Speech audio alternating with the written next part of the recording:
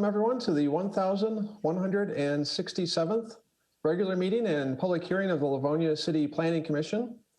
I wish to inform all interested persons in our audience tonight that for petitions on tonight's agenda, which involve a question of zoning, the Planning Commission will make a recommendation to the City Council, and the City Council, after holding their own public hearing, will make the final determination as to whether a petition is approved or denied. The Planning Commission holds the only public hearing on requests for preliminary plats and or vacating petitions. The Commission's recommendation is forwarded to the City Council for the final determination as to whether the petition is accepted or rejected. If a petition requesting a waiver of use or a site plan is denied tonight, the petitioner will have 10 days in which to appeal the decision in writing to City Council. Resolutions adopted by the City Planning Commission become effective 7 days after the date of adoption. The Planning Commission and professional staff have reviewed each of these petitions upon their filing. The staff has furnished the Commission with both approving and denying resolutions, which the Commission may or may not use depending on the outcome of the proceedings tonight. If our Secretary is ready, please call the roll. Mrs. Smiley. Present. Mrs. McHugh. Here. Mr. Bonjero. Here. Mr. Long. Here. Mr. Ventura. Appears to be absent. Caramagno's here. Chairman Wilshaw is here. Also with us tonight, we have Mark Toramina, our planning director. We also have Stephanie Reese, Deborah Walter from the planning department. And we will introduce them at appropriate times as we proceed along with the meeting. For the folks in our audience, I just want to let you know how the meeting proceeds is we will start by announcing each of these items that are on our agenda. We have 4 items on our agenda tonight. We will go to our planning director to give a background summary of the petition that's before us and the information that we have so far. We'll then ask for the petitioner to use their raise hand feature within Zoom to indicate that they're in the audience. After our planning director has a chance to give background information, and we'll give the petitioner a chance to introduce themselves and give additional information about their petition. Once that's done, and we have a chance to ask them questions, we'll ask if anyone else in the audience wishes to speak for or against any of these petitions and give you also a chance to speak on any of these items. So with that, once all that's done, then we'll make our decision on these items before us. With that, I think we can start with our public hearing section of our agenda, item number 1. Item 1 is petition 2021-03-01-01 submitted by Fady Kadaf pursuant to section 23.01 of the City of Livonia zoning ordinance number 543 as amended, requesting to rezone the property at 28,200 7 Mile Road, located on the north side of 7 Mile Road between Inkster Road and Brentwood Avenue in the southeast quarter of section 1 from office services to R7 multifamily residential. Thank you, Mr. Secretary. Mark, we see a map on our screen, so we'll go to you for the background. Thank you, Mr. Chairman. Again, this is a request to rezone property from OS office services to R7 multiple family residential. The location is the northwest corner of 7 Mile and Lathers Street. The property in question is approximately 3/4 of an acre in size, with 120 feet of frontage on 7 Mile Road and 270 feet of frontage on Lathers. The site contains a 2-level general office building that's called Livonia Office Center. The design of the structure is bi-level, meaning that both the upper and lower levels of the building are several feet above and below the ground surface elevation. In general, as you can see from this aerial photograph, the building is rectangular in length or in shape. It measures 35 feet by 168 feet, has a gross floor area on both floors totaling 10,542 square feet. The building is oriented lengthwise from south to north, with the main entrance facing east towards Lathers. And as you can also see from this aerial photograph, parking is available on the south, east, and north sides of the building, The building is currently vacant. The purpose of the rezoning is to convert the structure from commercial to multifamily residential.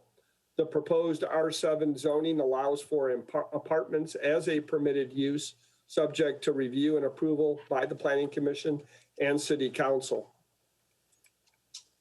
Looking at the surrounding uses to the north, east, and west of the property are residential properties zoned RUF, Rural Urban Farm. And then south, there are commercial properties zoned C1, as well as residential homes under the R1 classification. Both the interior and exterior of the building would be completely renovated. The interior would be converted into 10 apartment units with 5 on the upper level of the structure and 5 on the lower level. The 5 unit types would range in size from approximately 660 square feet to just under 1,000 square feet. The new materials going on the outside of the building would include wood siding and fiber cement panels. And these are the renderings that were provided by the project architect. The site landscaping would also be redone. The parking spaces along the north and the south sides of the property would be removed, and these areas would be replaced with grass. In terms of screening, a masonry wall presently exists along the north property line where the site abuts residential. Along the west side, the plans show a new 6-foot-high wall that would tie into the existing wall in the northwest corner of the property and then extend south to approximately the south end of the building, a point roughly here. The zoning ordinance limits the usable floor area of the building to 30% of the overall site. In this case, the usable floor area constitutes roughly 25.7% of the site. In terms of density, this is allowable. It's a function of the land area as well as the number of bedrooms in each unit. For each 1-bedroom unit, 3,100 square feet of land is needed. And then for each 2-bedroom unit, 3,650 square feet of land is required.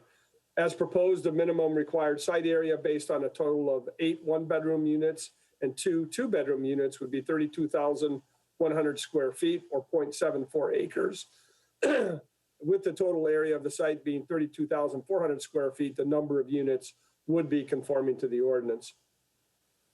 For setbacks, the R7 district regulations require 75 feet, both from single-family districts as well as major thoroughfares.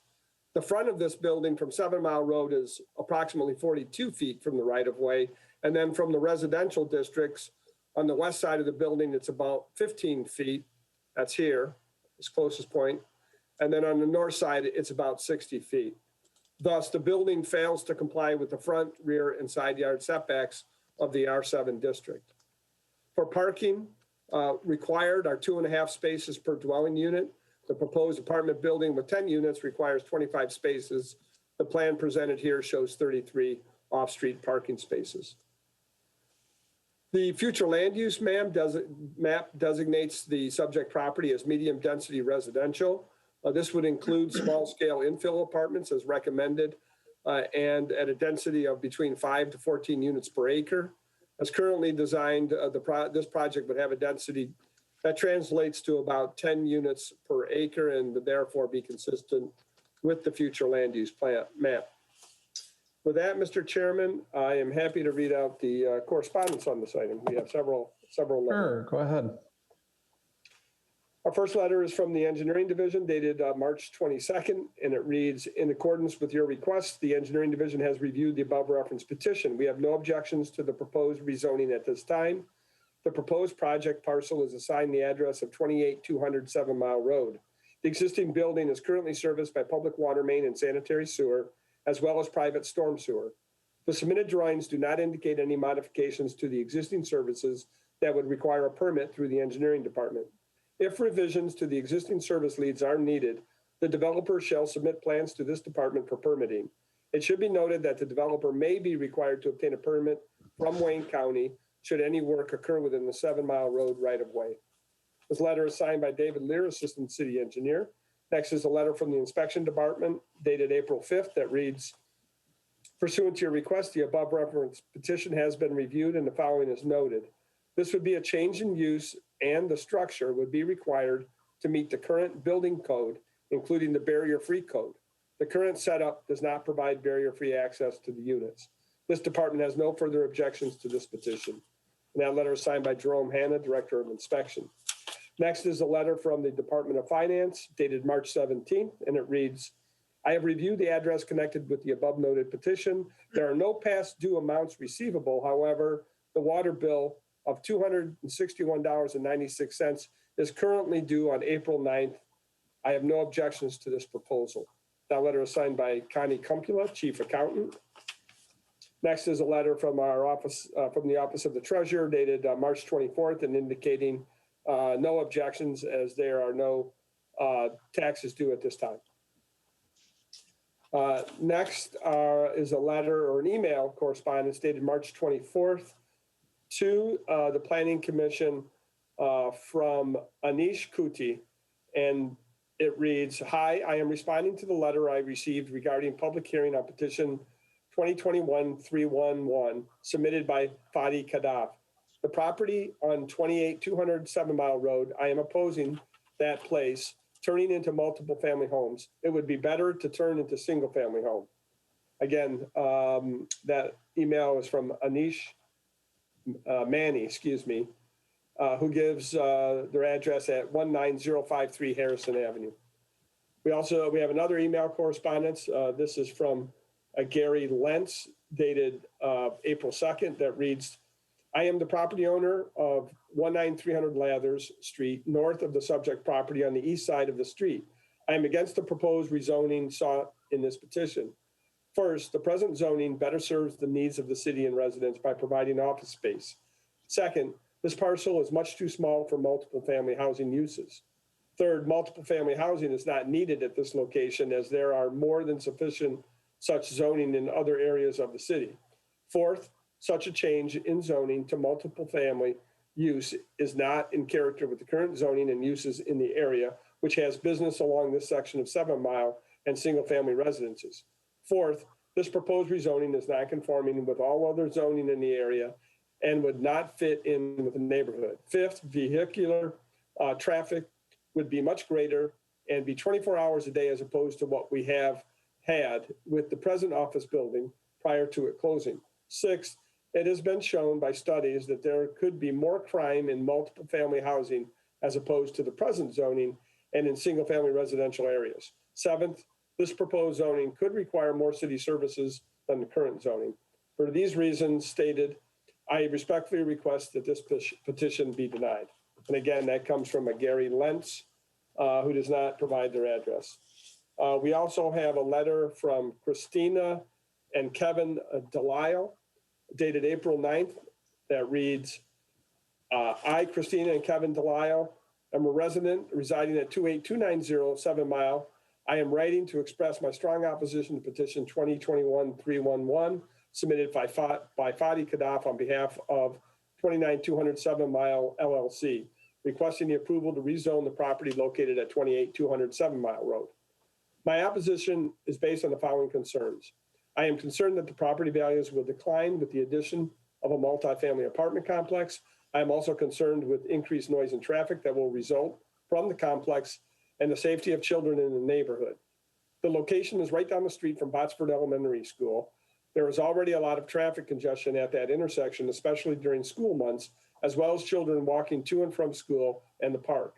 I fear the increased traffic will add further congestion to the intersection and increase the likelihood of accidents at the intersection and possibly endanger the children walking to and from the school or the park.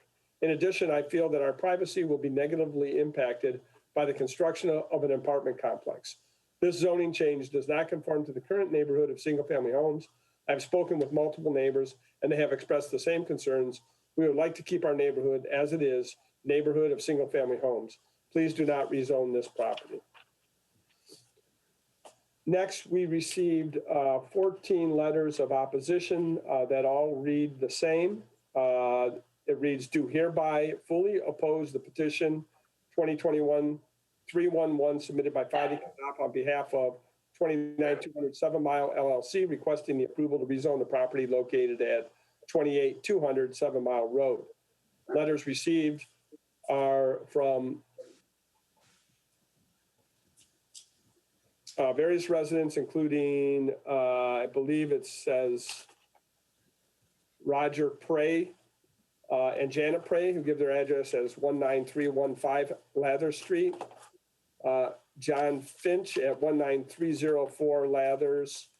Veronica Finch at 19304 Lathers. Robert Sloan at 19314 Lathers. Mary Rose Fife at 19321 Lathers. Brian, I believe it's Frisbee at 19290 Lathers. Joseph and Kimberly Coogan at 19291 Lathers. And Caitlin Klein at 28300 7 Mile Road, as well as Christina Delisle at 28290 7 Mile Road, and Kevin Delisle at the same address. Also, we have a couple more. A Craig, I believe it's Custard at 28220 7 Mile Road, and a Gary W. at 28112 7 Mile Road. And I believe that is the extent of the correspondence. All right, thank you, Mr. Toromina. Is there any questions of the planning staff from any of our commissioners? Just one real quick one. Yeah, Mrs. Smiley. Hi, good evening. Thank you, Mr. Chair. Mark, we didn't have anybody that was in favor of this change, did we? I've read all the correspondence. So that, yeah, I okay. don't believe that's the case. Okay, thank you. Thank you, Mrs. Smiley. Any other questions of our planning staff? Mr. Chair, Mr. Bonjero. question for Mark. Mark, do you know how long that building's been vacant? I really cannot answer that. I think, if there was one or two tenants that were kind of hanging in the building after the majority of them vacated, then it's difficult to say. I'm sure the residents probably have better knowledge of who's been in and out of the building, but I did not look to see how long it's been empty. And there may be somebody operating in there today, but I'm not aware of anyone. Okay, and then just one other question, Mark. In its current zoning, is it non-conforming to the setbacks?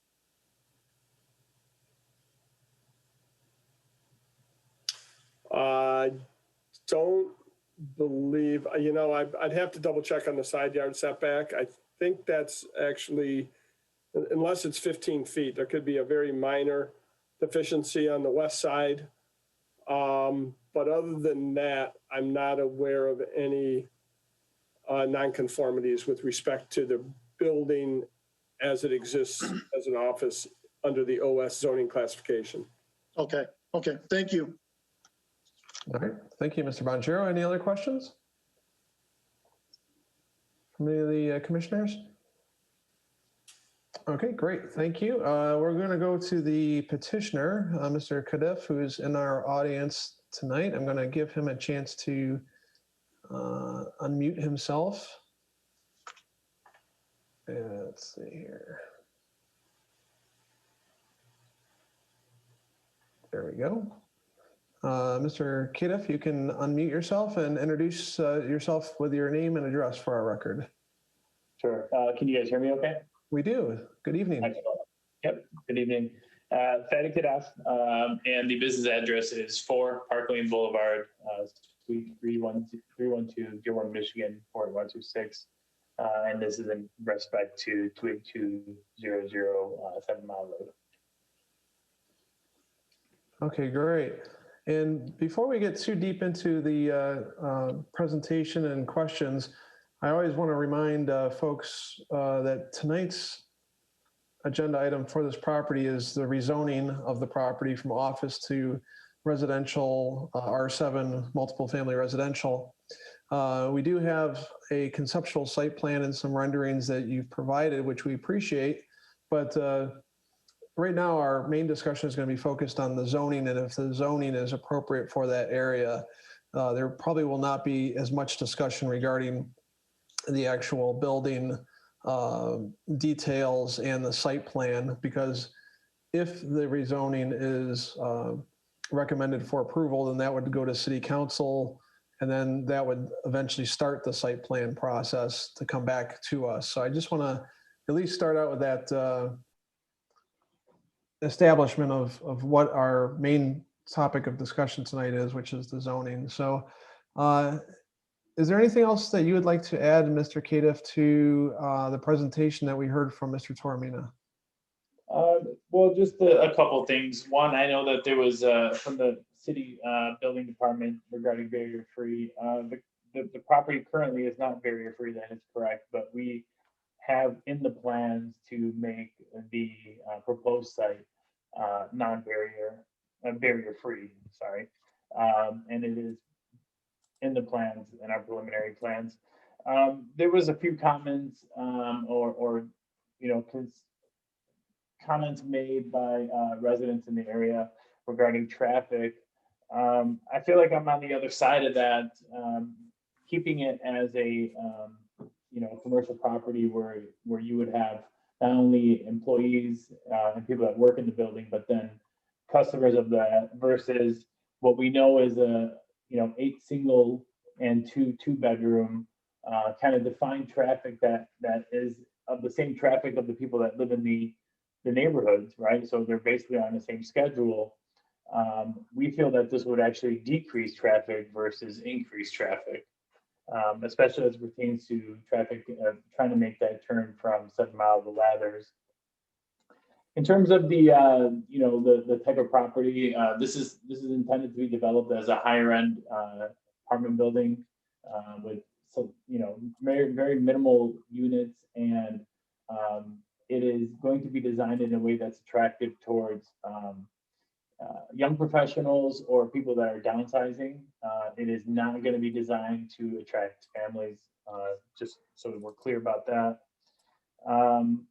Other than that, I mean, this property has been a nuisance, and it is currently unoccupied. And we acquired this property late 20, and from the previous owners who did nothing with it and just allowed it to become even more dilapidated. And previous to that, as we understand, the old operator, was just letting it go whatever which way they wanted and operating business that were illegal.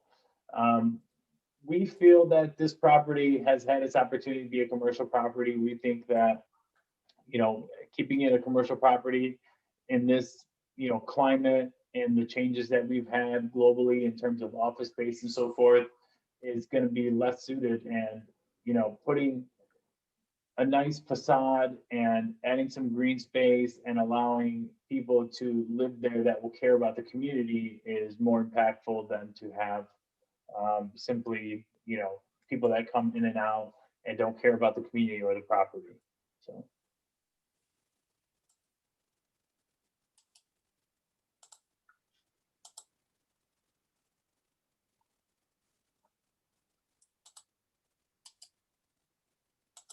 Excuse me, I was on mute there. Thank you, Mr. Cadiff. I appreciate that background information and explanation of why you are seeking this rezoning. Do we have any questions from any of our commissioners for our petitioner? Mr. Chair, Mr. Bonjero. I wasn't at the study meeting, so a couple things. Mr. Cadiff, I know you're saying that these will be a higher end. Can you tell us how much these would rent, the 1 and 2 bedrooms? Yeah, I believe I'm still unmuted, correct? No, we can hear you. Okay, great. Yep. So for the plan is to have the single bedroom units rent anywhere between 14 to 1,700, and the 2-bedroom 2,000, give or take. Okay. Will there be any amenities? Sorry, yeah, they're not large spaces, but they'll have high-end fixtures, and then in the lower level, planned common space for workout equipment and small common space. Outside of that, it's really intended for people to have a space to live that has higher-end fixtures, that has a nice facade and nice green space. Okay, okay, thank you. Thank you. Thank you, Mr. Bonjero. Any other questions for our petitioner from our commissioners? Mr. Chair, Mr. Caremagno. I've got a question or two for the petitioner. Do you own any other properties in residential nature or commercial nature? Commercial, yes. I've had other properties that were commercial in nature. This would be our first project that's multifamily versus single-family homes. Where's your other commercial property at, and generally what is it? We had a property in Allen Park. It was a multi-story office building that we acquired and rented and then later sold. I have a property that I purchased in Dearborn several years ago and also moved that property as well. Currently, I don't have any other properties other than this property in Livonia. Would your intention be to build this and then sell it to a property management firm, or would you intend to keep this? This is intended to be kept. This is it's a different time in my life where now I'm have the appetite to purchase and renovate and create multi-dwelling units to retain. Yeah. But it would not be self-managed. Also, we intend to hire a management company. Okay, thank you. Mm-hmm. Thank you, Mr. Caremagno. Any other questions for the petitioner?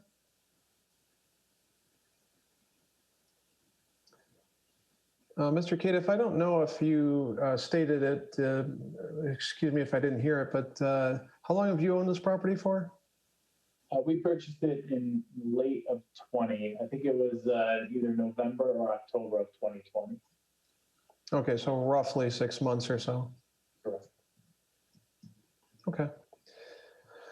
All right, if there's no other questions for the petitioner from any of the commissioners at this time, I'm going to go to our audience and see if there's anyone in the audience who wishes to speak for or against this petition. Mr. Cadiff, we'll just ask that you stand by and we'll give the other audience members a chance to speak to us.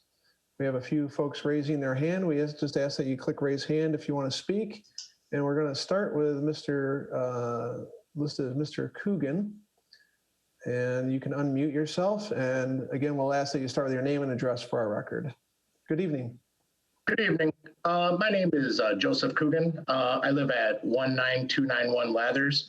I am representing basically the people that wrote the letters, the 14 letters, the residents of 7 Mile and Lathers. So we are in complete opposition of the proposed rezoning. The building in its current state is not ADA compliant, but I see that they're going to make measures for that in their planning. And right now, we feel that the property is non-conforming use of, and in the non-conforming use of the property in its current state, and also in the proposed rezoning state. This interferes with the integrity of our single-family RUF or R1 residents, as it may be. We are concerned also about the proposed rezoning driving down our property values. And also, with a little research, I kind of discovered that it is also in a direct conflict with the city's master plan. Page 38, book 1 of the Livonia 21 plan.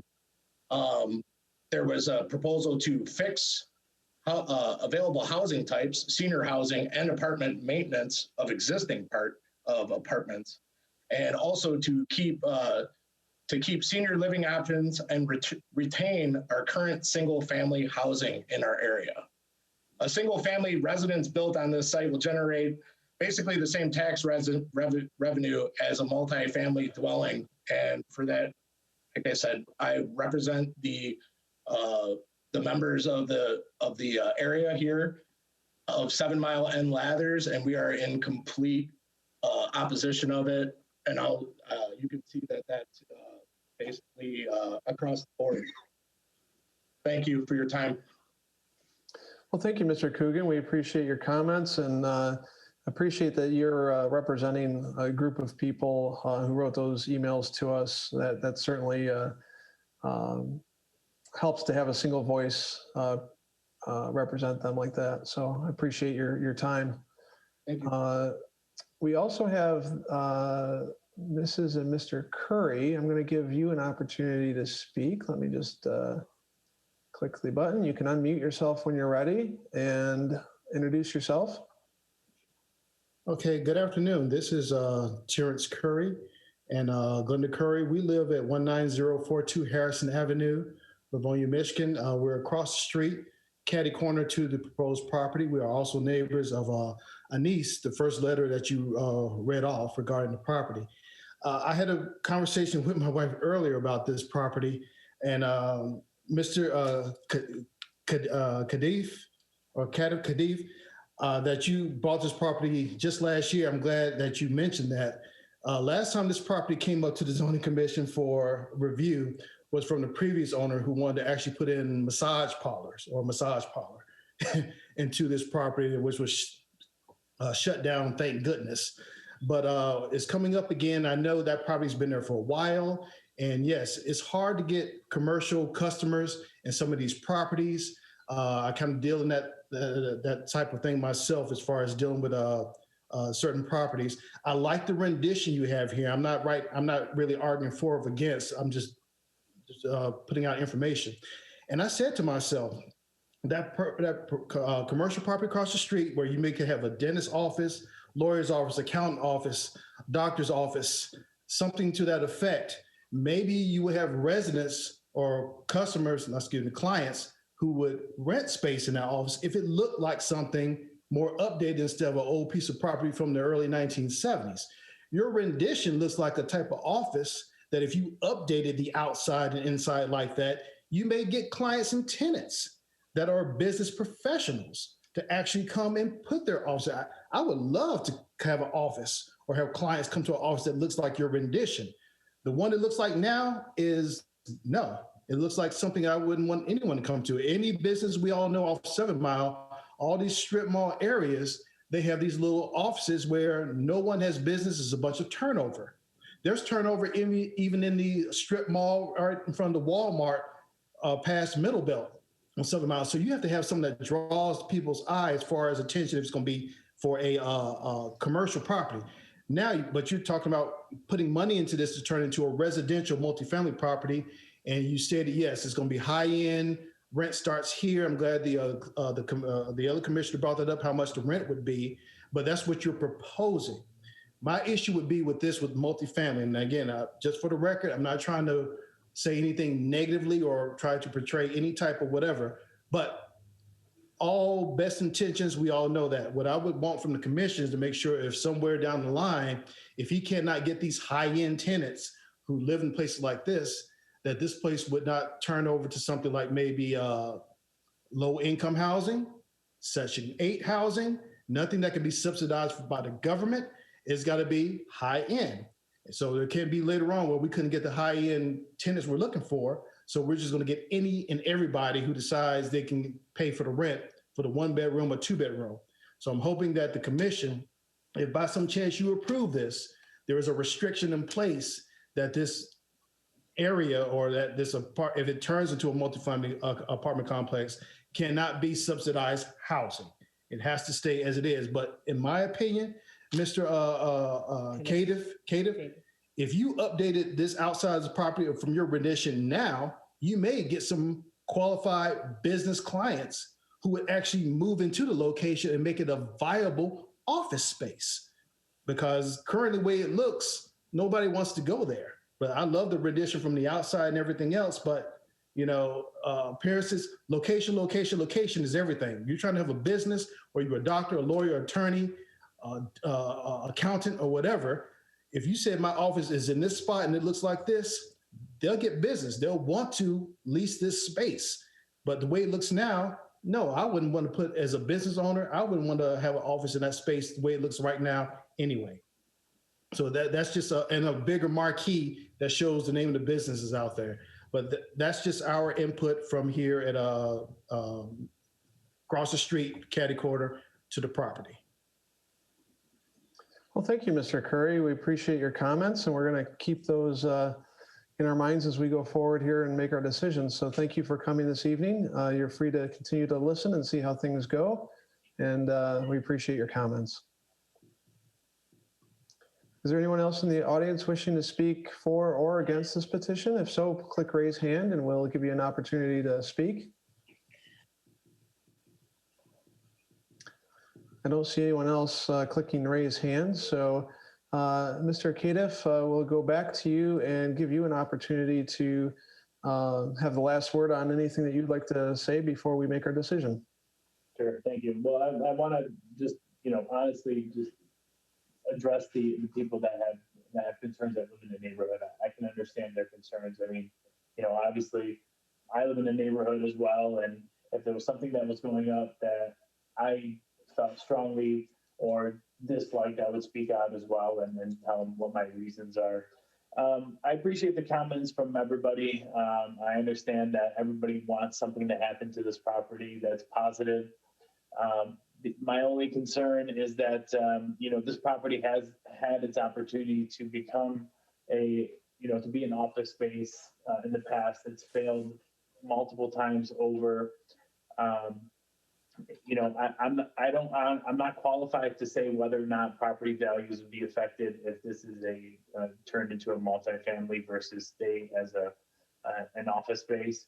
But I can tell you that, in a sense of community and a sense of people that care, people that work in an office space are there 9 to 5, so to speak, but they don't care about the surrounding communities. They're not going to support the surrounding community. They're not going to contribute, want to make sure that the area or the place that they work is tended to versus somebody who lives there and is paying a rent that's rivals that of a mortgage, to be honest with you.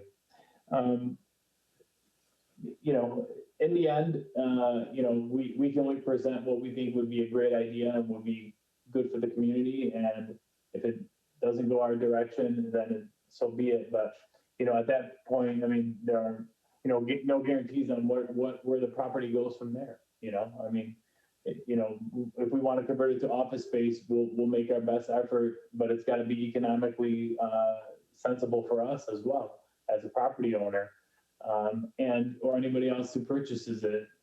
We would never want to consider turning this building into anything like a massage parlor or anything like that. But at the same token,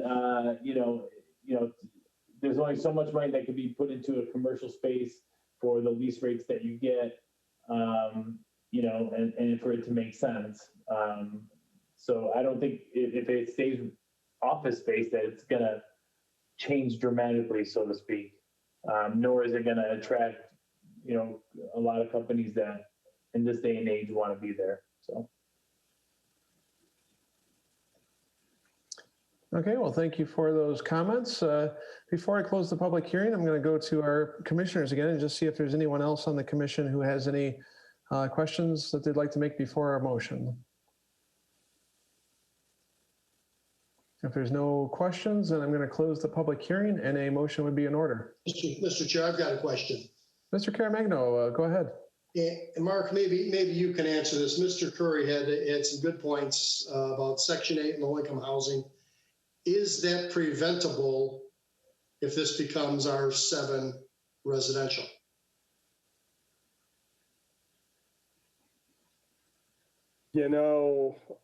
I can't answer that. Section 8, when you say the word Section 8 housing, that's a voucher program. So persons who qualify for Section 8 vouchers can, I believe, use those vouchers anywhere. So I don't know that that's a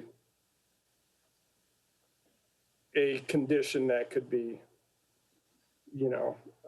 imposed on this or any other property. I don't have the answer to that, but I suspect that it would not be something that could be enforced.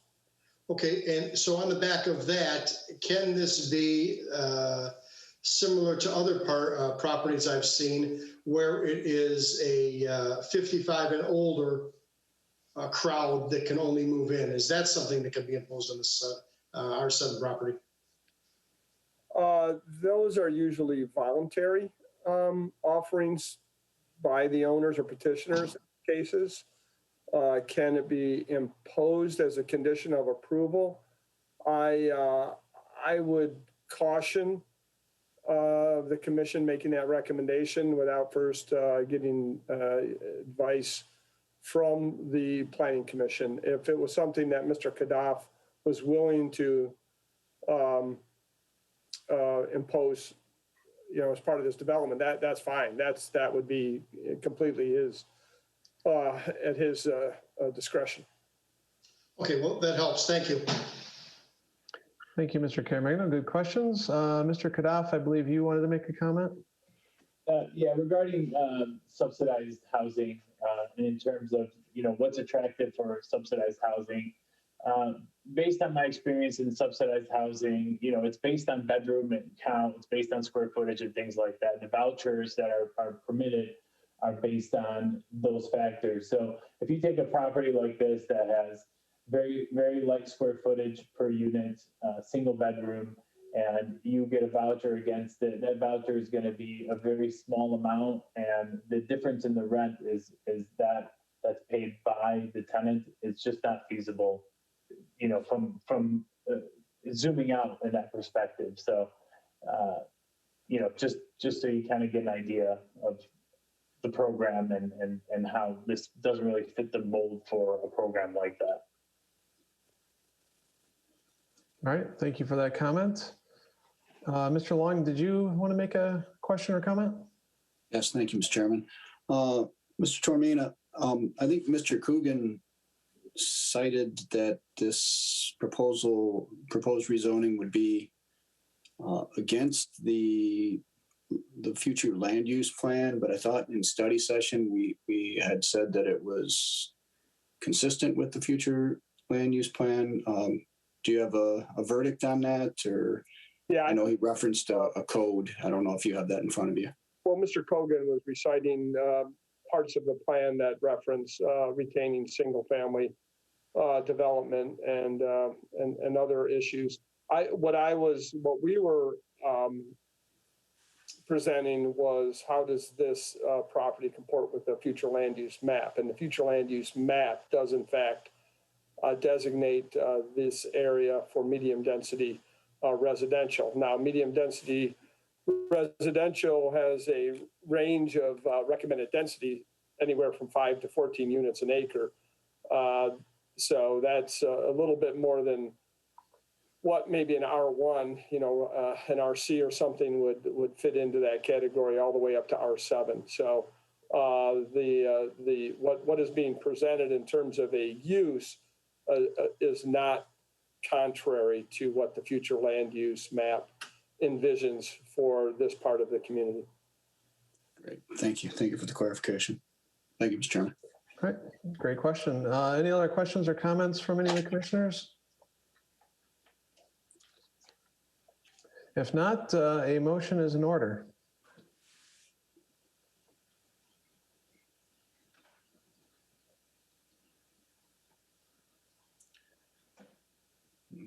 Mr. Chairman. Mr. Long. I'd like to offer a denying resolution that the request to rezone the property at 282007 Mile Road from OS Office Services to R7 multiple family residential is hereby denied for the following reasons: that the petitioner has failed to affirmatively show that the proposed change of zoning and the intended use of the property as a multifamily residential apartment complex would be compatible to and in harmony with the surrounding residential neighborhoods. Number two, that the proposed change of zoning is inconsistent with the established pattern of the surrounding development and would adversely alter the character of the area. Number three, that maintaining an office land use is more consistent with the established pattern of the development and character of the area. And number four, that the proposed zoning and use is contrary to the purposes, goals, and objectives of the zoning ordinance, which seek to ensure compatibility and appropriateness of uses so as to enhance property values and to create and promote a more favorable environment for neighborhood use and enjoyment. Thank you, Mr. Long. Is there support for that motion? Support. Okay, we have a motion on the floor. This is to deny the request to rezone this property from OS to R7. Is there any discussion on the motion? And the motion is made by Mr. Long, supported by Mr. Bonjero. If there is no discussion and the secretary is ready, please call the roll on a motion to deny. Mr. Long, Aye. Mr. Bonjero, Aye. Mrs. Smiley, Aye. Mrs. McHugh. Aye. The chair is absent. Caremagno votes no. Chair Wilshaw. Votes aye, and the motion to deny passes. This will go on to City Council with a recommendation to deny the rezoning. The City Council will be holding their own public hearing and make the final determination on this petition. So for our petitioner and for our residents, we ask that you look for that City Council meeting when it comes up and continue to follow this item as it proceeds. Mr. Cadiff, thank you for coming tonight, and we'll see you over at the City Council meeting. Thank you. If there's nothing else on this item, I think we're ready for number 2 on our agenda, Mr. Secretary. Yes, that's petition 2021-03-02-04 submitted by EJB Enterprises LLC, requesting waiver use approval pursuant to section 10.03I of the City of Livonia zoning ordinance number 543 as amended to operate a full-service restaurant with drive-up window facilities and Big B Coffee at 38047 Ann Arbor Road, located on the east side of Ann Arbor Road between West Chicago and Ann Arbor Trail in the northeast quarter of section 31. Thank you, Mr. Secretary. Mr. Toromina. Thank you. This is a request to operate a full-service restaurant with drive-up window facilities. This petition occurs at the Sunny Village Shopping Center, which is on the south side of Ann Arbor Road, just west of the intersection with Ann Arbor Trail. As you can see from this map, the zoning is C1, local business. Immediately to the east of the property, located here, is a McDonald's restaurant that is zone C2. Further to the east there is a mobile gas station. Looking to the south are single-family homes that are part of the single-family homes, as well as the Arbor Woods Apartments zoned R7, and then there's a combination of commercial and residential on the opposite side of Ann Arbor Road. C1 zoning does allow for limited service restaurants with drive-up window facilities, subject to waiver use approval. Limited service restaurants are normally restricted to 30 seats. In this case, the seating layout for the Big B shows a total of 34 seats. City Council does have the authority to modify the seating limit, which they've done in the past. Some examples were cited at the study meeting, but those were Cadoba Mexican Grill, Sheesh Mediterranean Restaurant, the Blue Plate Diner, Town Grill, and then most recently, the China House Inn. As you can see from this site plan, Sunny Village Retail Center consists of 3 individual multi-tenant commercial buildings that share access and parking. The building where Big B is proposed is located in the northeast part of the site. This building is roughly 6,000 square feet in size. The building the building currently is divided into 4 tenant spaces. And as you can see, Big B would occupy the end unit of this building. The other 2 buildings measure about 9,260 square feet and 8,236 square feet. Combined, the 3 buildings have a gross floor area of about 23,000 square feet and contain roughly 16 tenants. Big B Coffee presently operates within a commercial shopping center that is located at the near the intersection of Ann Arbor and Newburgh. That's about 1/3 of a mile from this location. There's no drive-up facility that exists at the current store, and is the main reason why the owner is intending to move to the new location here at Sunny Village. The unit where Big B would go was previously occupied by a bank that included a drive-up window. The front of the unit faces west towards Ann Arbor Road.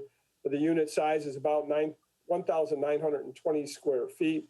And as previously mentioned, the petitioner is proposing a total of 34 interior seats. No outdoor seating is shown on the plans. In terms of the drive-up window service, this is planned along the north side of the building. There would be a single traffic lane that would commence at the rear of the building, where it would then wrap around the corner of the building and proceed to the pickup window, which is located here.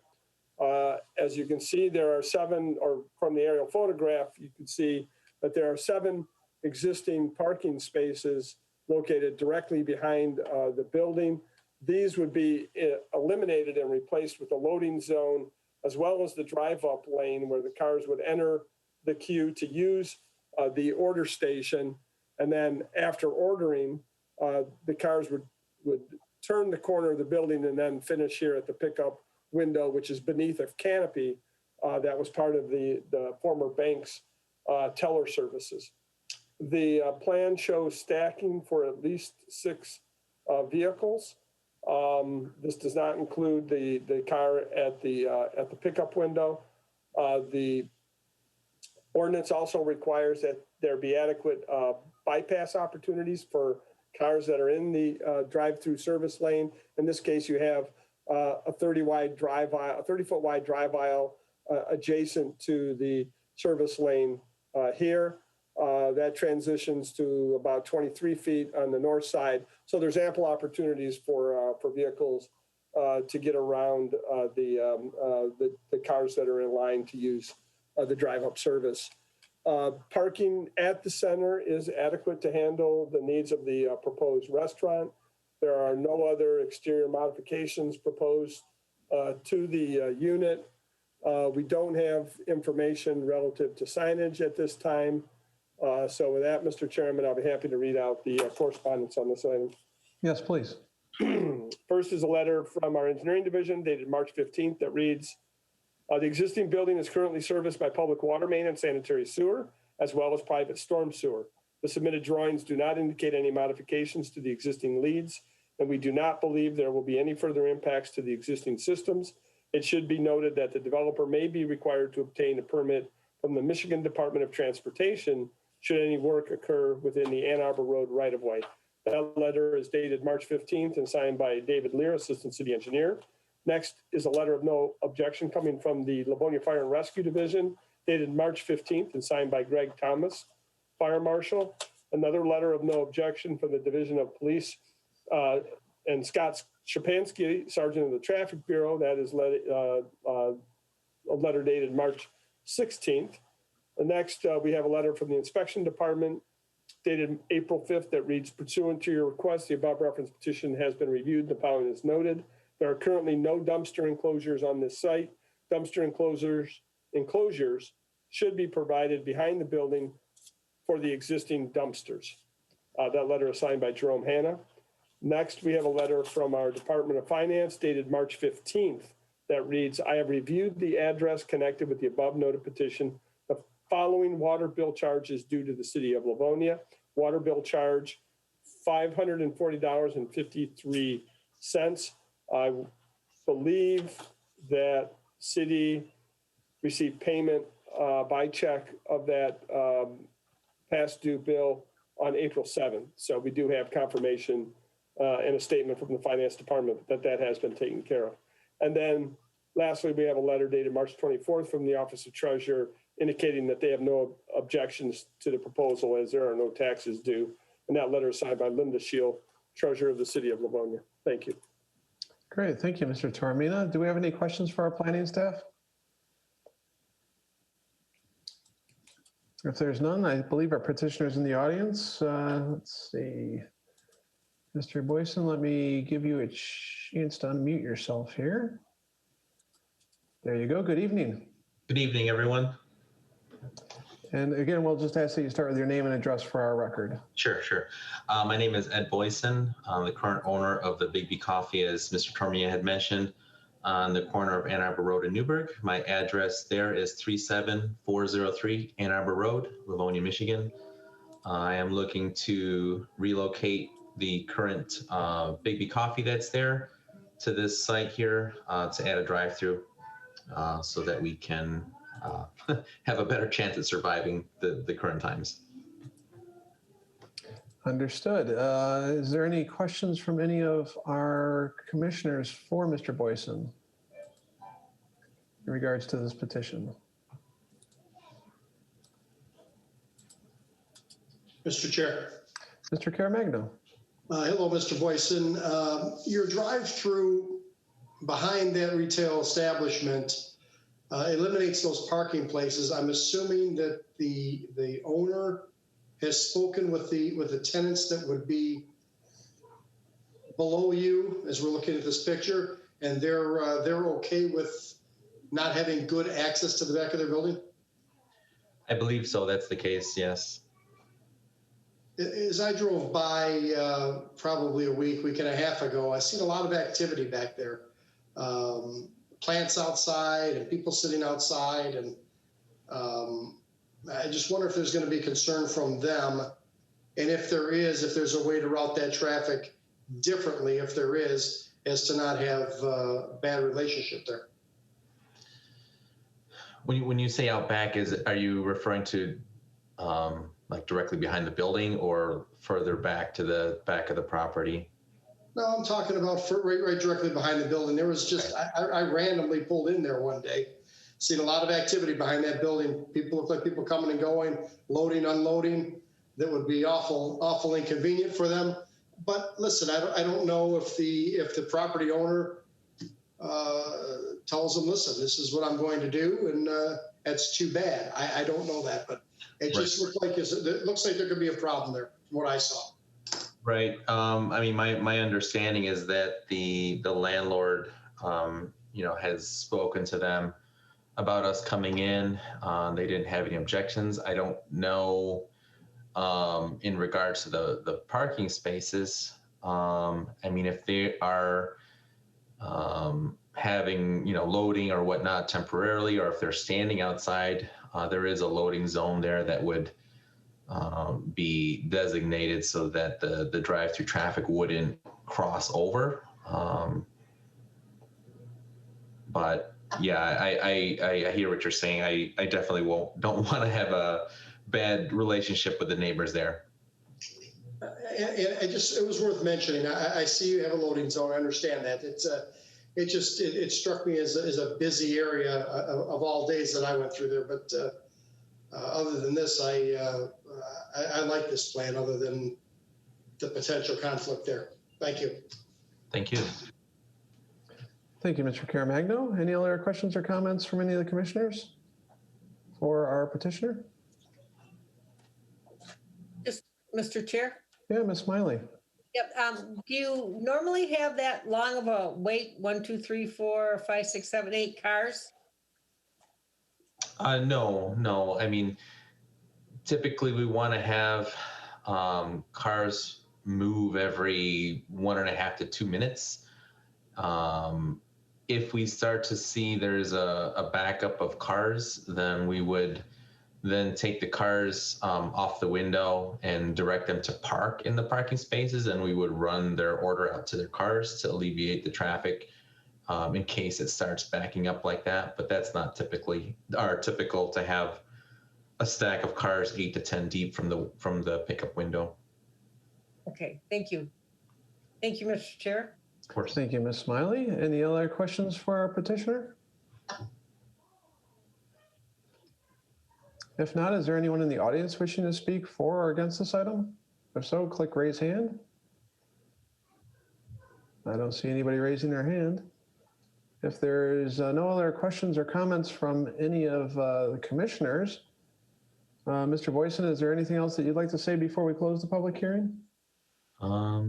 No, I just appreciate everyone's time and hope we can move forward with this project and begin servicing the community over here. Great, thank you. I think we can then close the public hearing and a motion would be in order if there's no other questions. Mr. Chair? Mrs. Smiley. Yes, I'll make an approving resolution that the request to operate a full-service restaurant with drive-up window facilities, Bigby Coffee, at 38047 Ann Arbor Road is hereby approved, subject to city council approval and the following conditions. That the site plan prepared by EJB Enterprises, as received by the Planning Commission on March the 11th, 2021, is hereby approved and shall be adhered to. This approval is subject to the city council modifying the seating requirement to allow for a maximum of 34 seats. Otherwise, seating shall be limited to 30. That the loading zone area behind the building shall be appropriately striped to differentiate it from the adjacent traffic lanes serving the drive-through facilities. That the issue, as outlined in the correspondence dated April the 5th, 2021, from the inspection department, that the enclosures shall be provided behind the building for the existing dumpsters shall be resolved to the satisfaction of the inspection department. That only conforming signage is approved with this petition, and any additional signage shall be separately submitted for review and approval by the Zoning Board of Appeals. That unless approved by the proper local authority, any type of exterior advertising such as promotional flags, streamers, or sponsor vehicles designed to attract attention of passing motorists shall be prohibited. That no LED light ban or exposed neon shall be permitted on the site, including but not limited to the building or around the windows. That the specific plan referenced in this approving resolution shall be submitted to the inspection department at the time of the application for building permits, and that pursuant to section 19.10 of ordinance number 543, the zoning ordinance of the city of Livonia, this approval is valid for a period of 1 year only from the date of the approval by the city council, and unless a building permit is obtained, this approval shall be null and void at the expiration of said period. Thank you, Mrs. Smiley. Is there support for that motion? Support. We have support by Mr. Caremagno. Is there any discussion on the motion to approve? If not, we have a motion to approve by Mrs. Smiley, support by Mr. Caremagno. And Mr. Caremagno, you can call the roll. Mrs. Smiley. Aye. Caremagna votes aye. Mrs. McHugh. Aye. Mr. Bonjero. Aye. Mr. Long. Aye. Chairman Wilshire. Votes aye. And the motion has passed. This will go on to City Council with an approving recommendation, Mr. Boyson, and we wish you good luck with your project. Thank you, everyone. Have a great night. Thank you. You do the same. Mr. Secretary, I believe we can now move to item 3 on our agenda. Petition 2021-03-02-05 submitted by MNB Dining Inc., requesting waiver use approval pursuant to section 19.06 of the City of Livonia zoning ordinance number 543 as amended to expand the existing food service operation and Class C liquor license of the existing restaurant Thomas's Family Dining to include an outdoor patio at 33971 Plymouth Road, located on the south side of Plymouth Road between Farmington and Stark Roads in the northeast quarter of section 33. Thank you, sir. And Mr. Tormina. Thank you. This is a request to develop a permanent outdoor dining patio at Thomas's restaurant, as well as to expand the existing food service operations, including the operation of a Class C liquor license. Thomas's, as we all know, is on the south side of Plymouth Road. It's between Farmington and Stark Roads. This property measures roughly 1.4 acres in area with 100 feet of frontage on Plymouth Road and a depth of 600 feet. It's the north 400 feet of the property that is zone C2. And as you can see from the aerial, comprises the developed portion of the site, including the restaurant building, as well as the off-street parking areas. Whereas the remaining rear portion of the site, extending for a distance of roughly 200 feet, is undeveloped and is zoned P parking. Also, you'll see from the aerial that there are commercial properties both to the east, west, and north of this, and single-family residential homes that are part of the Wellington Woods subdivision immediately to the south. So the new brick paver patio would extend from the front of the building towards Plymouth Road for a distance of about 23 feet. This is actually an old photograph from Google of the building. It's been completely updated, but it gives you a good idea of where the patio would be located. This is Plymouth Road on the right-hand or the bottom portion of this photo, and extending from about the face of the building to just a few feet from the sign is where the new patio would be constructed. And that would, so this shows the site plan. The red hatched area would be where the patio is going. And then this is the rendered plan showing the details of the patio, as well as the landscaping and other features. The existing building is set back at the minimum, which is 60 feet from Plymouth Road.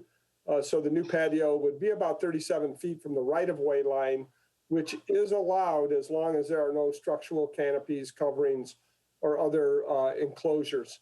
The area of the patio would be about 520 to 550 square feet with tables and chairs and benches, as you can see. These would be arranged to accommodate approximately 20 persons. Surrounding the patio would be a 3.5-foot high black wrought iron fence that would be supported by masonry piers. Access to the patio from within the restaurant would be from a new door opening that would be in the northeast corner of the building. Then there would be a gate here on the west side of the patio that would lead to a sidewalk in the parking lot, and that would be available mainly for egress. Thomas's currently has, according to our records, about 160 interior seats. Required parking is based on the number of seats both inside and outside the restaurant, as well as the number of employees. When you do the math, they're required to have 99 parking spaces. The site currently provides a total of 72 parking spaces, so there would be a deficiency of 27 spaces. This is something that would have to be addressed more than likely by the Zoning Board of Appeals with the granting of a variance. As you can also see from this plan, it's fully detailed in terms of landscaping, which would be provided on 3 sides of the new patio. The last item is with respect to the Class C liquor license. As you know, the patio would be, or that operation would be expanded to include the patio. There is a provision in the ordinance that requires on-premise liquor licenses to be located at least 1,000 feet apart. And in this case, there are 2 other licenses within 1,000 feet. The Plymouth Roadhouse Bar and Grill, which is to the west of this property, about 200 feet. And then the bowling alley, Woodland Lanes, which is about 800 feet. So both are within that 1,000-foot separation requirement, but this is something that City Council can waive. And with that, Mr. Chairman, you shall read out correspondence. Yes, please. Letter from engineering dated March 15th reads, the existing building is currently serviced by public water main and sanitary sewer, as well as private storm sewer. Submitted drawings do not indicate revisions to the building services, so we do not believe there will be any impacts to the existing systems. As a precaution, it would be beneficial for the owners to locate the existing services prior to any construction to avoid disruptions. It should be noted that the developer may be required to obtain a MDOT permit should any work occur within the Plymouth Road right-of-way. That letter is signed by David Lear, Assistant City Engineer. Next is a letter of no objection coming from the Fire Division, Livonia Fire and Rescue, dated March 15th and signed by Greg Thomas, Fire Marshal. A letter of no objection coming from the Traffic Bureau, signed by Scott Shapansky, dated March 16th. A letter of no objection coming from the Inspection Department, dated April 5th and signed by Jerome Hanna. A letter of no objection from the Department of Finance, dated March 15th and signed by Connie Cumpula. A letter of no objection coming from the Office of Treasurer, dated March 31st, signed by Linda Scheel. And lastly, a letter we received today from the Division of Police that reads, We reviewed the plan submitted by MND Dining, Inc., requesting waiver use approval pursuant to section 1906 of the City of Livonia zoning ordinance number 543, as amended to expand the existing food service operation and Class C liquor license. After reviewing the plans with the Chief of Police, we have no objections to the waiver being granted, contingent that the petitioner complies with installing a barrier preventing vehicles from penetrating patio and patrons. Also contingent that the petitioner complies with 1, all state laws, 2, all city ordinances, 3, stipulations and conditions set by the Livonia Police Department Liquor Investigation Unit as approved by the Chief of Police, and lastly, stipulations and conditions set by the Traffic Bureau of the Livonia Police Department. And that letter is signed by Jeff Romaine, Special Services Bureau. Thank you. Thank you, Mr. Tormina. Is there any questions for our planning staff from any of the commissioners? Mr. Chair, Mrs. McHugh. Mark, I feel like I'm obligated to mention something about PRDA as our last meeting. And this is beautiful, obviously. The landscaping plan is beautiful. I don't see anything on the current plan that should interact at all with the PRDA, plans up and down Plymouth Road. But is this something, should we be inserting something in there about it being consistent with the PRDA plan? Again, they don't have any of the fences. They don't have any of the, brick pillars. I don't see anything right now, but I don't know if this is something that we should start to incorporate as we go up and down Plymouth Road. Maybe this isn't even the time we talk about it, but since they're doing such an extensive landscaping plan, it's just a thought.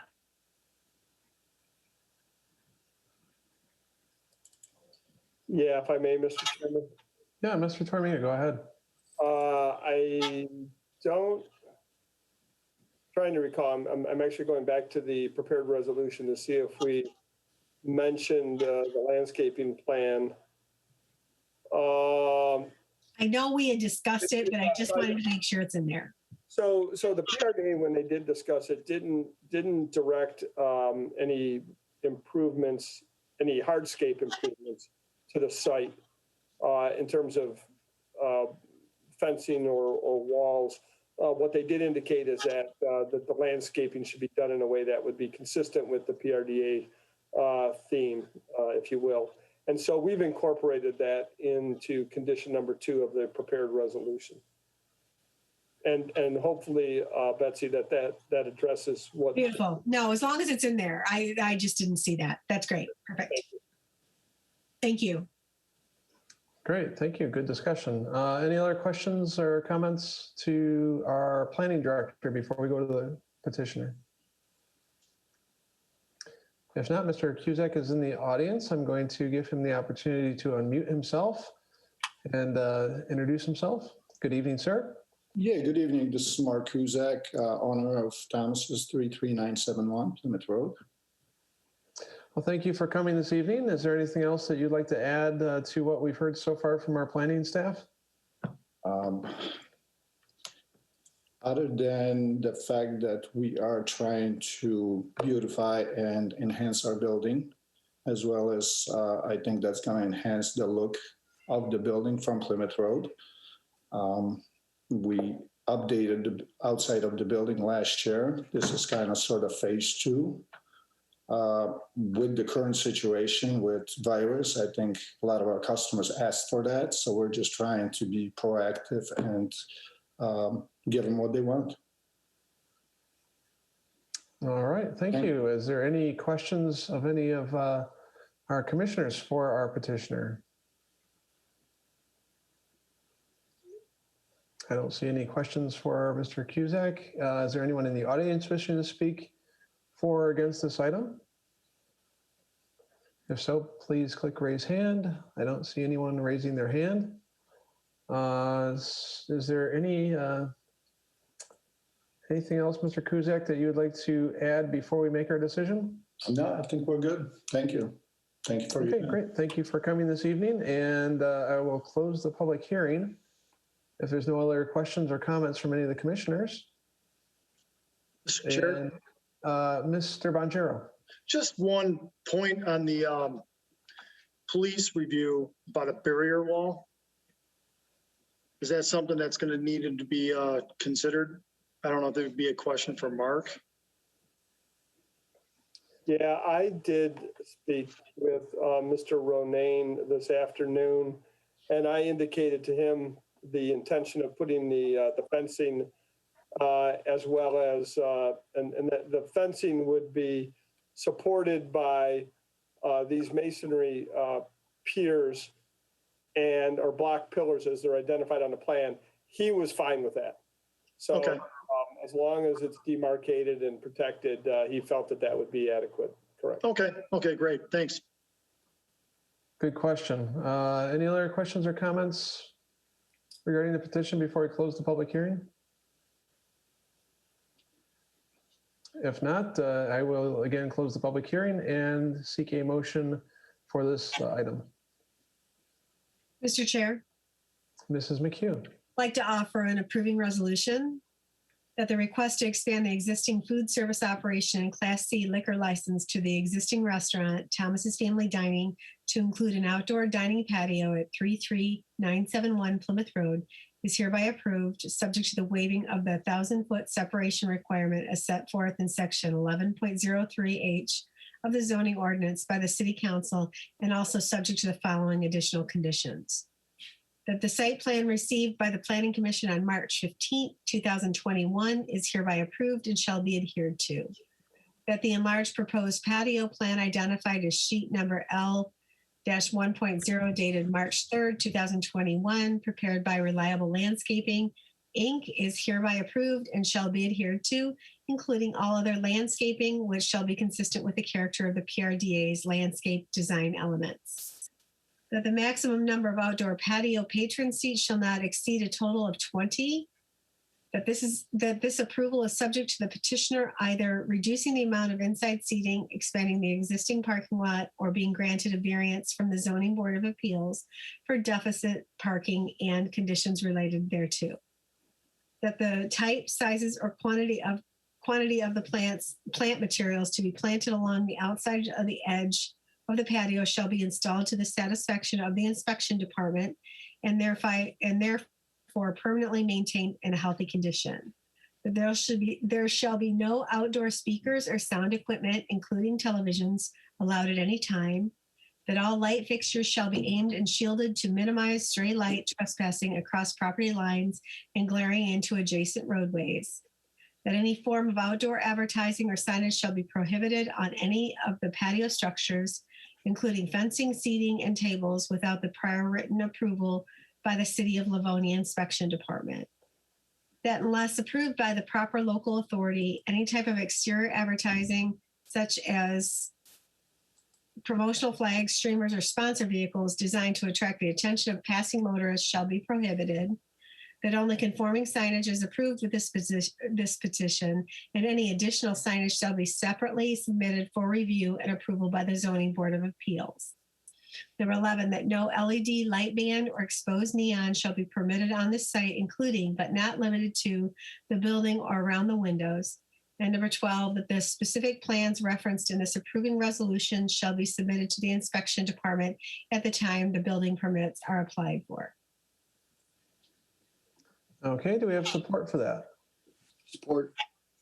We have a motion made by Mrs. McHugh to approve, supported by Mr. Long. Is there any discussion on the motion?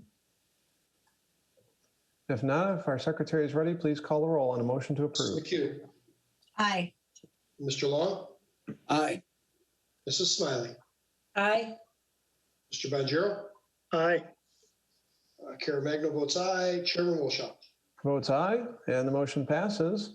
We'll go on to City Council with an approving recommendation. And Mr. Kuzak, we wish you good luck with your project. It's a nice looking patio you have there. Thank you very much. Appreciate it. Thank you very much. And you have a good evening. And that takes us to the end of the public hearing section of our agenda. Mr. Secretary, I believe we only have one item left on our agenda. Number 4, that's the approval of the minutes of the 1,166th public hearing and regular meeting held by this Planning Commission on March 9th, 2021. And I show all members were present for that meeting. Is there a motion to approve?